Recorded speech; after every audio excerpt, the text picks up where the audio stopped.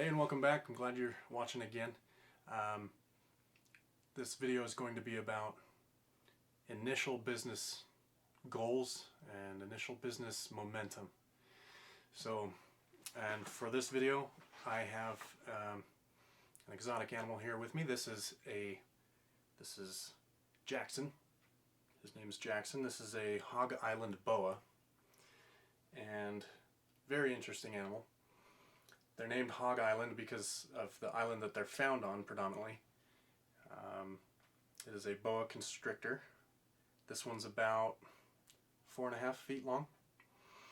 And the really cool thing about this snake is that it is one of the very few that does not lay eggs but gives live natural birth. So they birth out this birthing sac and it's full of snakes ready to go. And so because of that, they breed less frequently, and so the Hog Island boa is becoming more rare both in nature and in captivity. And they're half burrowing snake, half arboreal, which means that they enjoy time in the trees. He's going to come up here and check my face out. Which means that when they get onto you, they really like to grip you with their tail. They'll squeeze you really hard with their tail when they're on you. But once he's out of his cage, he's really docile, and he enjoys going along for a ride, seeing the house. He's one of our snakes. We have more. Alright. So when it comes to being self-employed, self-improvement is a big part of being self-employed, because your number one asset is yourself. So if you've got things and issues, obstacles that are in your way, it's it behooves you to fix that, and it can lead to greater financial success. So one of the things that sales professionals and business professionals say is that when you are doing business for yourself, it's important to take time and read. Mostly self-help books, mostly personality, and a lot of different, 7 Habits of Highly Effective People is one. There's another one I like. It's called Think and Grow Rich, and the author is Napoleon Hill. And that's a really good book too. Older, but still very applicable. In business school, that book is oftentimes on the syllabus for a lot of business schools.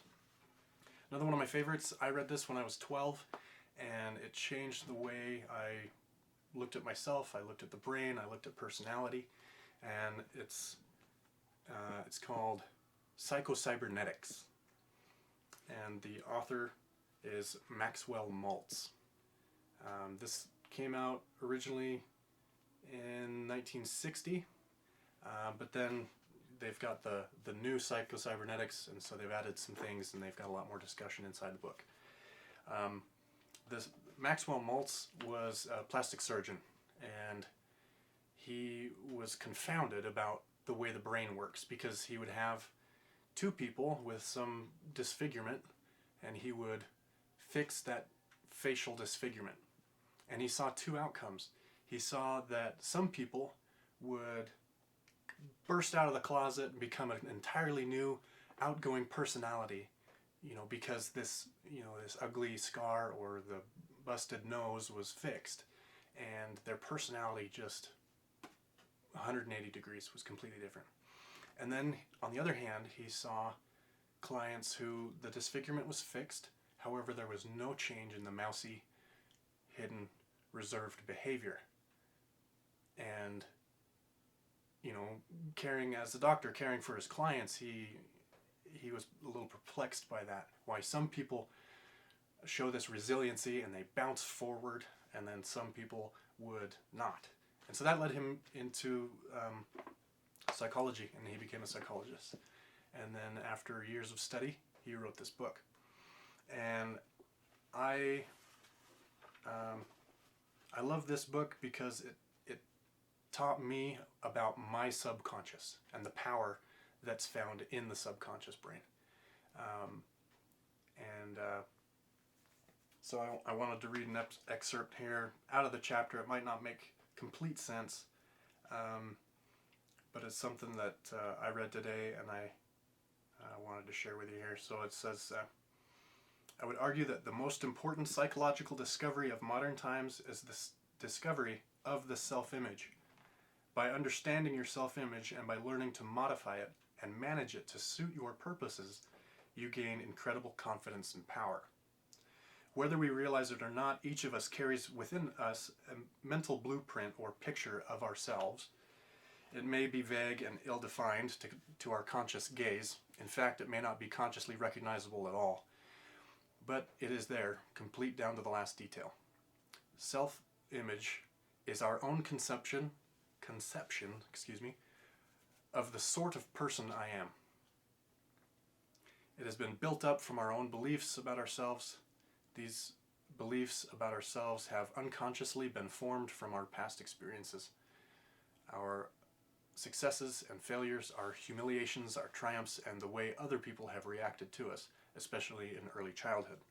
But now we're adults, and we have this goal of being six-figure successful or better. And so then here in bold, the book says, the self-image then controls what you can and cannot accomplish. What is difficult or easy for you, even how others respond to you, just as certainly and scientifically as a thermostat controls the temperature in your home. So what that's just talking about is having a clear and healthy understanding of self is very, very important to whether or not we're going to get out of the house, go knock on the door of a real estate agency and say, hey, I'm here, I can offer you services, I can do great things for you, and build a business relationship that is both functional, healthy, and doing it with confidence that's going to help you successfully close that kind of a deal. If we let discouragement set in, uncertainty about the product or about ourselves or the confidence in the service that we can provide, that all affects the bottom line, which is our six-figure goal. And that's why I named the team Everest, because, it kind of speaks for itself. Everest. We're trying to get to the top. So about goals, it's been scientifically proven that the people that write them down on hard copy paper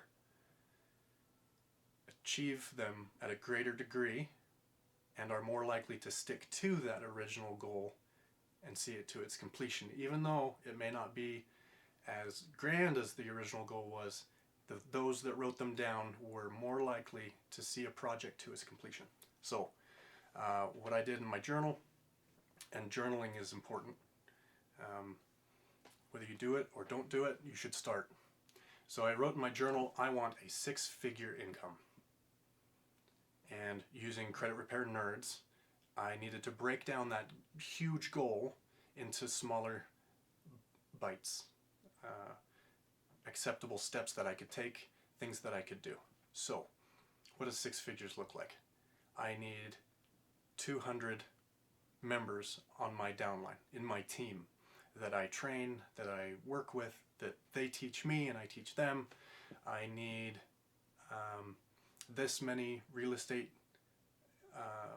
agencies to continually give me referrals, and I need to sell to this many auto dealerships, the auto dealership program. So I've got goals. So then you've got those smaller broken down goals that build the picture of a six-figure income. Break it down even more to smaller, more manageable goals.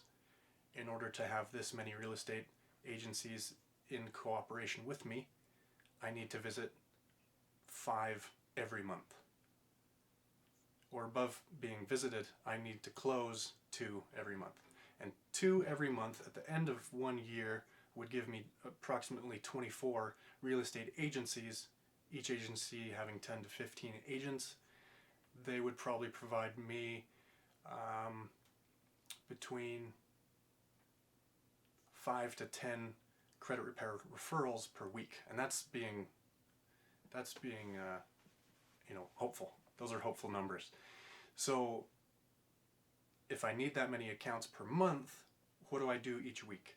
I make 10 phone calls this week, and I hope to set up 2 to 5 in-person interviews, so that I have my goal for that week, and I know what my week is going to look like. So I then, on a day-to-day basis, I can spend my morning, I wake up, I work out, I have my morning protein shake and coffee, and then I do my rounds around the house and I take care of our exotic animals, and then after that I have a lunch, and then after lunch I do 2 to 3 hours of work.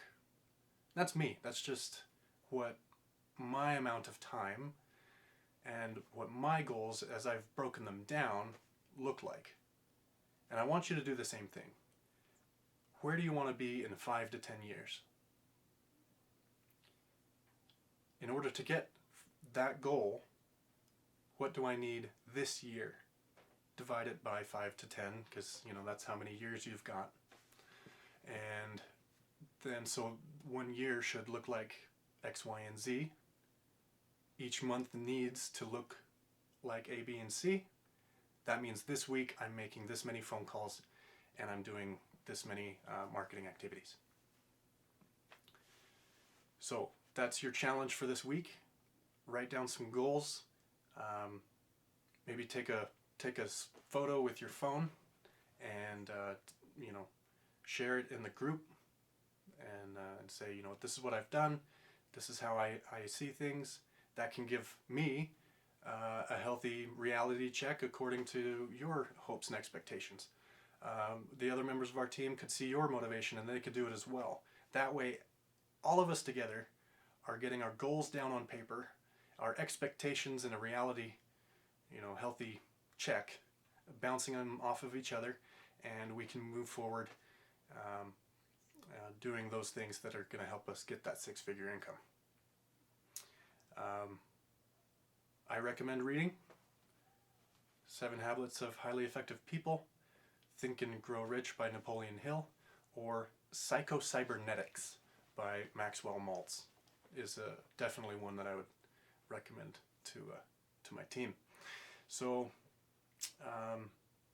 hit me up if you have any questions, comments. Next video I'll probably do something about how I close sales. Let's do the sales approach. I'll do that one in the next video. Thanks.